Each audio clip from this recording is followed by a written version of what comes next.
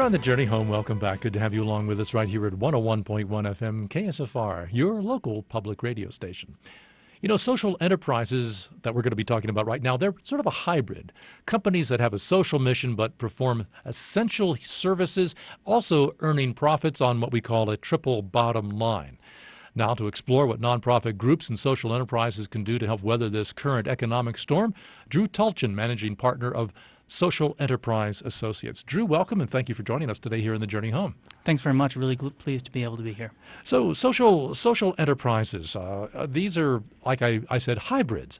Can you give us some examples of organizations that are companies but yet perform like a social mission and really do put money or put profits on the triple bottom line? Yeah, certainly. Well, there's a lot of examples that many of us know and might not even think about as social enterprises. As you and I were kibitzing before we started, we pointed out that radio stations are an excellent example. They're performing a valuable mission-oriented service. Many of them are earning some income, but we also rely on donations from individuals as well as foundations to really make it happen. And social enterprise really span the gamut from a full business that has a social mission to nonprofits that are simply earning some income, not all of their income. You mentioned profits. We hope they're profitable, but sometimes we're just generating revenue. Goodwill, for example, is probably a household name that everybody knows, and people don't think about the fact that that's a really old and very valuable social enterprise to lots of communities. And so even if they're not making a profit, at least they're generating revenue, which goes toward their mission. And they're not owned by stockholders or a board of directors. However, there are trustees that safeguard how their money is spent and whether their mission is actually accomplished. Well, there's a lot of differences of opinion on that. Social enterprise isn't one behemoth term that has one meaning.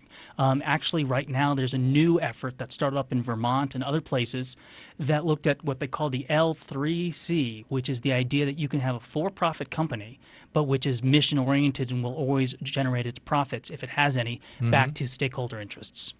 Stakeholder interest. L3C, is that sort of like the 501c3 but a different paragraph? Well, it doesn't actually have an IRS designation yet. There's only some states that have adopted it. The country of India has its own designation. It's called a Section 25. But this is rising in interest as we all collectively understand that there's better ways to do business.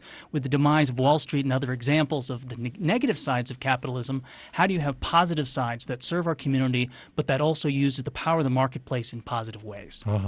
You mentioned India, and there, of course, has been a very famous social enterprise series of micro-lending organizations out of India. I guess most famous of all, the Grameen Bank. And I know you've been associated with them in some ways in the past. But Wall Street, it's interesting that we have now the collapse of this edifice of capitalism, which we now discover, unfortunately, was essentially based on greed and excess, even more than we could have possibly have imagined. But yet our government seems to be trying to reinvent this failed wheel, this failed system. What alternatives are there out there that we might look at instead of pouring more billions and billions of dollars into this sort of failed vision of finance? Well, I think we'll have to ask the PhDs of the world who are working on many of those issues, and it's certainly beyond a 5-minute conversation, but it's an incredibly important question. And we're going to be coming together on Thursday at the Santa Fe Complex to at least start a dialogue to talk exactly about that issue that you're bringing up. We've got a lot of examples, negative examples today, but there still are a lot of positive things that we can draw upon and work together and try to look forward to pave a way to really make a better community. And I think if we start in our neighborhoods, with our communities, with our neighbors and other stakeholders, we can start to develop solutions that are right in front of us.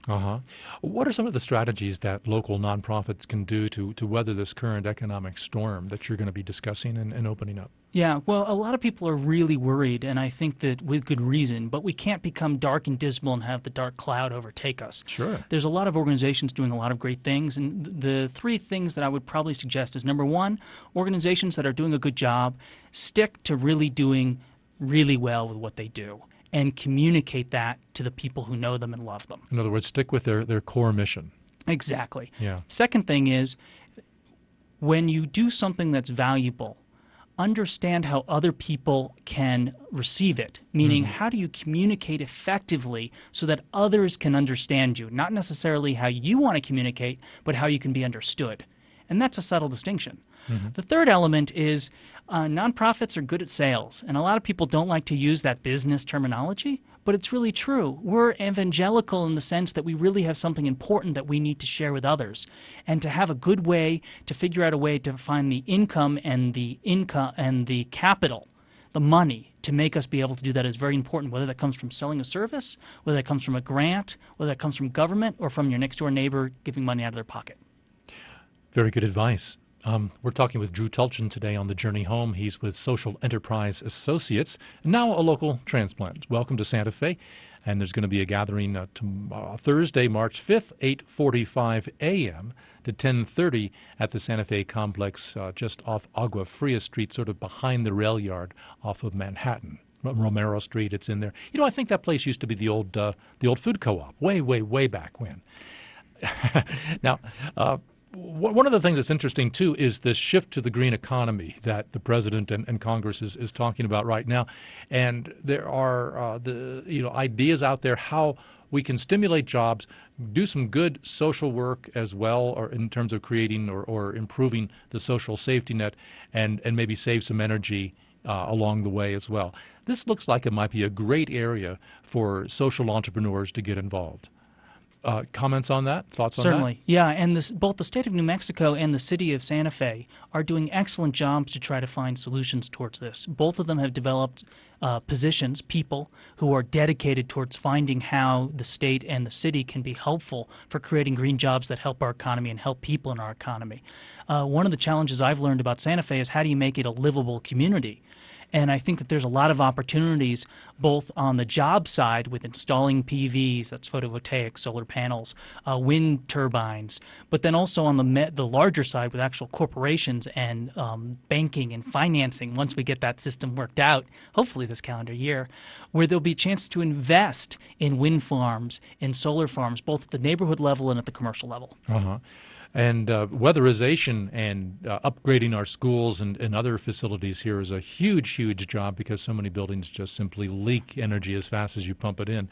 And that looks like an area, too, that I would guess that some good social enterprises are going to pop up to fill that niche as well. I really hope so. It's so unsexy, but the ironic thing is that if across America we would simply plug all the holes in our houses, we would probably save enough energy and enough fuel and enough money to really take care of the energy crisis and a lot of the economic problems in this country.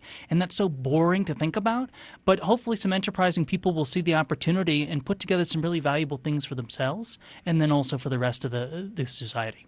We see that happening a lot right here. There are a lot of leading lights, nationally speaking, that are based here in Santa Fe. Ed Mazria, among others, who through his Architecture 2030 program and Stimulus 2030 is trying to steer the Obama team into the right direction when it comes to lowering interest rates for the upgrades, the weatherization of existing structures, and also building new homes with very low interest rates designed to save energy right from the beginning. There's a lot out there.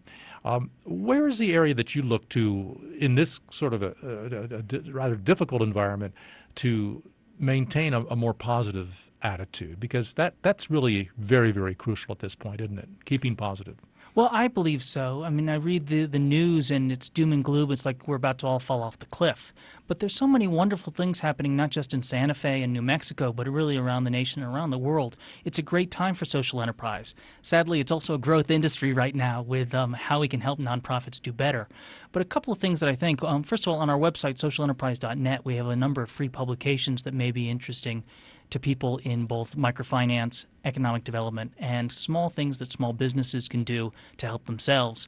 In general, some of the things that I tell everybody is know what you're doing and do it well. Have a plan. It doesn't have to be a 50-page business plan, but it helps to write things down because it clarifies ideas and it means you can communicate them effectively. And the third thing is know your banker and know your banking. If you don't know your credit score, at least know your banker by name and go in and talk to them. It's better to be proactive than reactive. And we get reactive, we get scared and make mistakes. When we're proactive, we can create solutions. And there's going to be a forum where some solutions and ideas can be talked around on Thursday morning starting at 8:45 at the Santa Fe Complex, 624 Agua Fria Street. And you can get directions at their website, www.sfcomplex.org. Drew, it's been a pleasure getting to know you a little bit here on the radio, and please don't be a stranger. Thanks very much. I appreciate it. And your website again? Socialenterprise.net, and then also my colleague Jean Block of Social Enterprise Ventures, and she can be found at socialenterpriseventures.com. And we owe it thanks to the Santa Fe Community Foundation and New Mexico Association of Grant Makers, as well as Santa Fe Complex, our hosts. All right. Well, great. Thanks for joining us today. Thank you. Bye-bye.